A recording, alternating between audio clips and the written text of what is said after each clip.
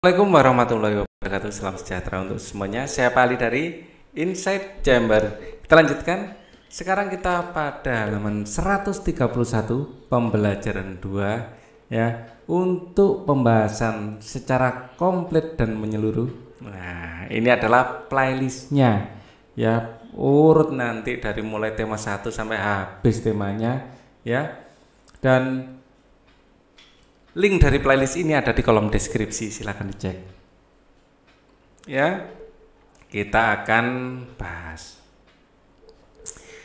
Ayo berdiskusi. Dayu menceritakan banyak hal, tidak hanya bercerita tentang kondisi pengungsi. Komang juga bercerita keadaan kebun dan ladang petani. Kebun dan ladang mulai rusak terkena cuaca panas akibat abu vulkanik. Jadi kalau hawa panas itu di Jogja kita kenal dengan nama wedhus gembel, itu awan panas ya, wedhus. Wedhus gembel. Ini adalah awan panas yang bisa merusak lahan pertanian ya. Abu vulkanik ini berasal dari letusan gunung. Kalau abu vulkanik bukan wedhus gembel ya. Ada sendiri abu vulkanik sebenarnya adalah pasir ya yang keluar dari letusan. Kalau wedhus gembel ini awan panas. Ada abu vulkanik ya. Ada awan panas, biasanya gunung meletus itu, ada juga lahar ya. Abu vulkanik berasal dari letusan gunung. Abu vulkanik membuat tanaman tidak bisa hidup. Tapi jangan salah, abu vulkanik ini juga membuat tanah menjadi subur nantinya ya. Abu vulkanik juga bisa membuat tanah menjadi subur atau menjadi pupuk nantinya. Ya, untuk sementara memang rusak, tapi kedepannya semakin subur. Siti mengajak teman-teman berdiskusi tanaman apa yang tepat ditanam pada daerah dan musim tertentu. Diskusikan mulai dengan mendata asal daerah dengan tanaman khasnya. Perhatikan percakapan mereka berikut ini. Tanaman apa yang cocok tumbuh di daerahmu itu? Daerahmu di Papua banyak pohon sagu. Kalau di daerahmu tanaman apa yang tumbuh, Siti? Di Sumatera Barat daerah asalku padi dengan tumbuh dengan subur. Ya, aku akan bawakan papeda untuk kalian. Papeda makanan khas Papua yang terbuat dari sagu. Jadi setiap daerah memiliki tanaman khasnya ya. Kalau di Malang yang khas itu apel, misalnya apel Malang itu terkenal ya. Misalnya daerah, tapi kalau untuk daerah yang lebih luas lagi kita lihat di Google saja ya. Di Google di sini tadi sudah saya browsingkan. Nah, ini 30 tanaman asli Indonesia. Ya. Misalnya damar. Ya. Ini banyak dari Papua juga ya. Salah satu pohon yang bernilai ekonomi tinggi. Ya, bisa mencapai 60 meter dan berdiameter 2 meter. Ya. Getahnya menjadi bahan baku beberapa industri. Ya, selain tadi sagu ada damar juga ya. Damar dari Papua bisa kita tuliskan di sini. Papua ya, asal daerah yang tumbuh subur Papua ya, asal daerahnya Papua. Di sana bisa tumbuh subur damar. Ya, kita lihat tetap di situs yang sama misalnya. Di sini durian banyak tumbuh di Kalimantan ternyata ya. Karena pada Pulau Kalimantan sajalah berbagai macam buah durian dapat ditemukan. Walau di luar Kalimantan juga banyak. Ya, Kalimantan, durian. Kalimantan selain durian juga terkenal dengan anggrek hitam. Ya, jadi durian tumbuh asal daerah Kalimantan ya. Ini durian. Ya, saya ingat yang khas dan dari Kalimantan itu, Kalimantan juga. Ini anggrek hitam.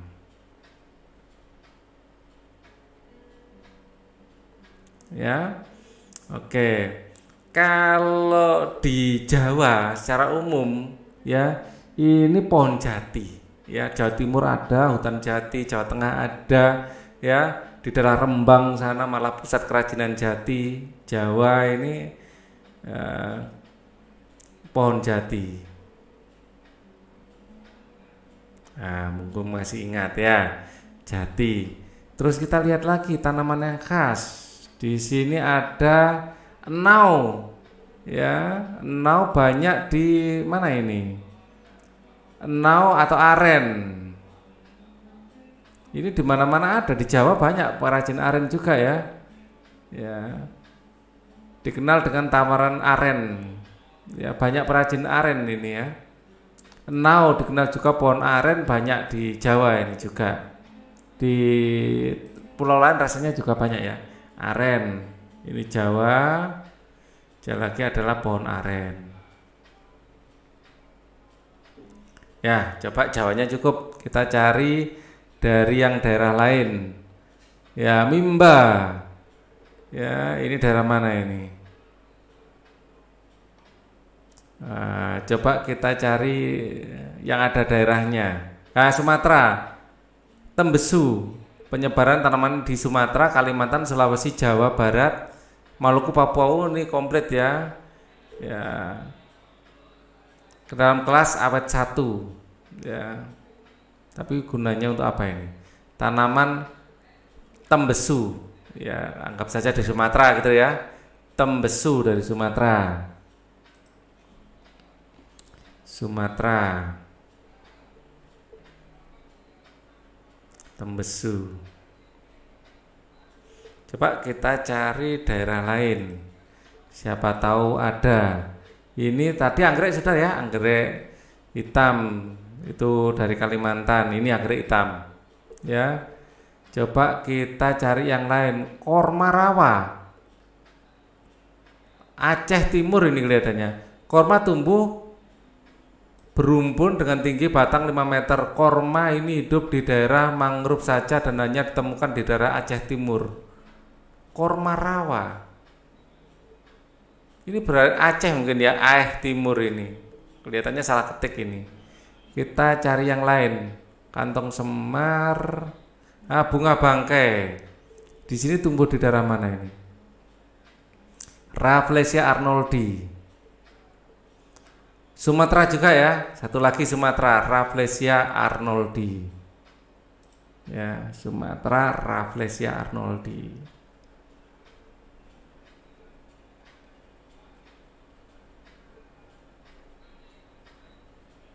Kalau padi misalnya di Jawa banyak, di Bali banyak, Sumatera juga banyak ya. Kita cari yang khas.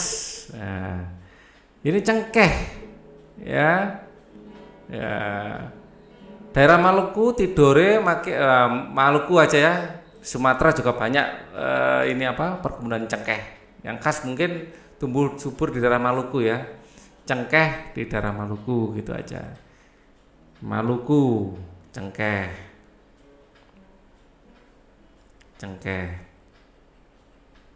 Ini tanaman cengkeh termasuk nilai ekonomisnya tinggi ya, banyak berdirikan untuk ekonomi. Pala. Nah, ini Jawa dan Sumatera lagi ya, tapi kita masukkan Pulau Banda dan Maluku lagi aja ya. Tanaman ini tumbuh subur di daerah Pulau Banda dan Maluku, disebarkan ke Jawa, tapi aslinya kan Banda dan Maluku. Pala ya, Pulau Banda dan Maluku. Ini dulu para penjajah banyak ke Maluku nyari pala ini salah satunya ya. Banda dan Maluku. Pala. Ini salah satu alasan penjajah datang ya gara-gara pala ini. Ya, makanya Maluku itu kan termasuk daerah yang dituju. Ya, Sirih Riau. Ya, Sirih dari Riau. Dikunyah bersama gambir ya. Oke. Kepulauan Riau, Sirih. Di Jawa juga banyak sekarang ya. Melati putih. Jangan sirih aja ya. Dari Riau banyak tumbuh subur sirih. Riau, sirih. Kalau di Indonesia memang banyak sekali tanaman-tanaman khas, ya. Ada tanaman-tanaman untuk bangunan yang besar-besar, kayu ulin, wah itu banyak juga di Sulawesi kalau nggak salah ya. Terus ini ada yang wangi itu, ya. Jadi ada, lupa saya namanya, ada kayu yang wangi. Nah, biasanya untuk upacara ya, pembakaran mayat. Senangnya memiliki teman dari berbagai daerah. Kekayaan daerah juga memberikan kekayaan hayati bagi kita. Berbagai hasil bumi dari tiap daerah dapat kita nikmati. Ya, baru-baru ini yang selagi naik daun itu porang. Nah, terus kelor. Nah, ini naik daun untuk diekspor. Rencanakan acara makan bersama dengan teman-teman, masing-masing membawa makanan khas daerahnya. Lalu saling berbagi dan mencicipi. Hal ini akan membuat lidahmu makin kaya akan rasa. Indonesia ini kalau masakan terkenal. Tempe ini di Amerika sangat terkenal. Ya, Jepang. Hari makan bersama pun tiba. Setiap anak sudah membawa makanan khas daerahnya. Edo membawa makanan pokok berupa papeda. Siti membawa makanan pokok berupa nasi. Teman-teman yang lain membawa lauk pauknya. Ya, kalau Madura itu dulu terkenal dengan jagung. Ya, Beni dari Manado membawa ikan dengan sambal dabu-dabu. Manado ini juga terkenal dengan bubur Manadonya, loh ya. Dayu membawa sate lilit khas Bali. Lani membawa capcay, masakan khas keluarganya. Mereka duduk membuat lingkaran, makanan yang mereka bawa diletakkan di tengah. Makan bersama sungguh menyenangkan. Lakukan kegiatan ini bersama teman. Ya, berbagi makanan khas daerahnya masing-masing. Acara makan bersama telah dilakukan. Beni minta teman-teman mendengarkan. Ia akan membacakan surat yang dikirim oleh Udin. Udin sudah 3 hari tidak ke sekolah. Ia menjenguk neneknya yang sedang sakit. Lembang, 10 Agustus 2017. Halo Beni, apa kabar? Aku sedang berada di Lembang, Bandung. Kami sekeluarga menjenguk nenek yang sedang sakit. Rumah nenek dikelilingi kebun sayur mayur yang luas. Beraneka jenis sayur ditanam warga di sana. Ada brokoli, tomat, cabai, dan sawi. Hanya saja beberapa hari ini hujan turun sangat lebat. Banyak sayur tidak bisa dipanen. Kasihan para petani, mereka mengalami gagal panen. Sudah dulu ya, Beni, aku akan segera kembali jika keadaan nenek membaik. Salam untuk teman-teman di sekolah, Udin, sahabatmu. Apa yang Udin ceritakan pada surat di atas, menceritakan kunjungannya ke rumah nenek yang sedang sakit. Ya, kunjungannya ke rumah neneknya yang sakit.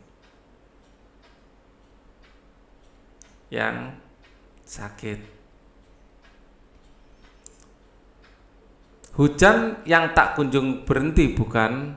Tahukah kamu dari mana asal hujan? Salah satunya ya, ada hujan yang tak kunjung berhenti. Ya, hujan tak kunjung berhenti.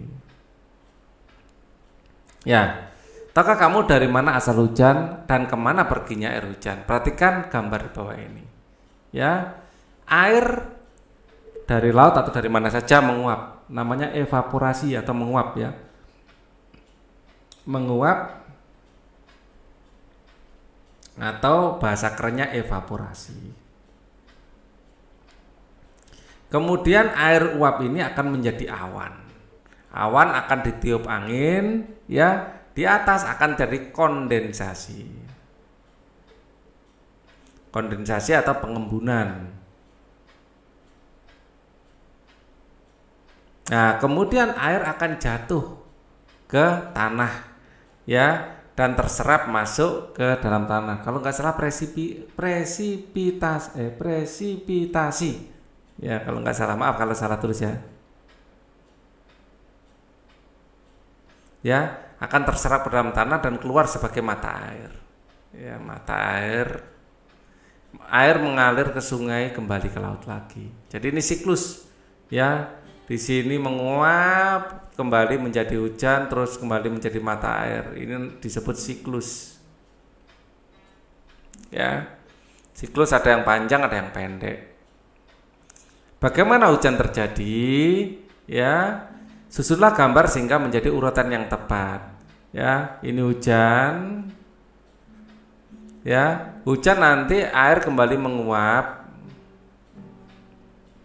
Ya, menguap akan menjadi awan. Awan mengembun, ya. Jadi intinya hujan, air menguap, kemudian mengembun atau kondensasi. Ya, menguap ini adalah evaporasi. Kemudian hujan. Begitu terus, ini namanya siklus. Ya, berputar. Hasilnya akan menunjukkan bagaimana hujan terjadi. Tulislah proses terjadinya hujan, gunakan kalimat efektif sehingga mudah dialami. Air laut menguap. Ya, proses ini disebut evaporasi.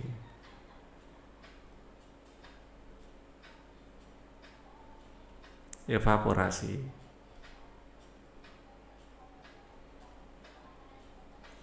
Dan uap air ini akan membentuk awan.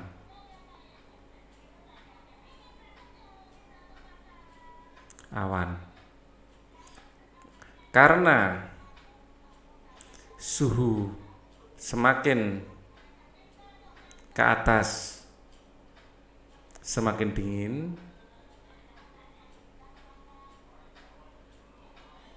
dan awan ditiup angin,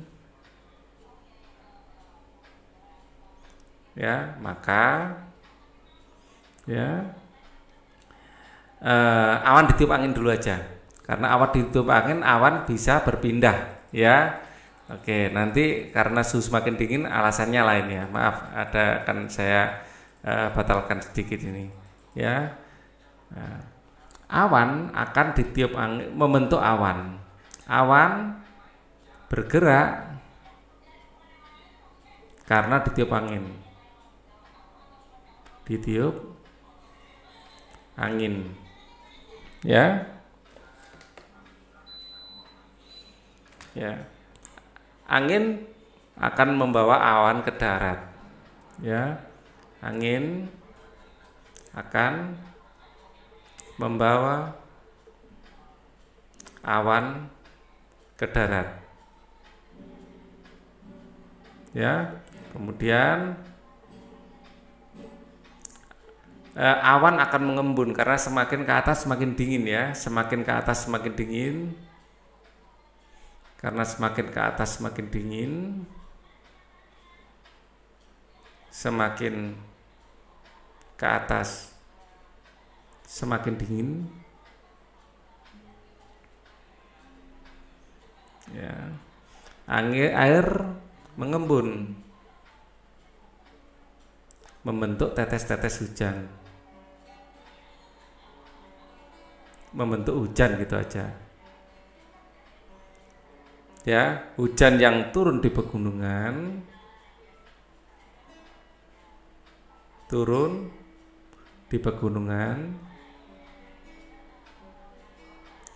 airnya akan meresap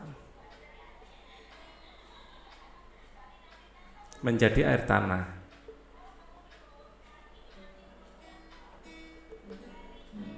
Dan muncul sebagai mata air.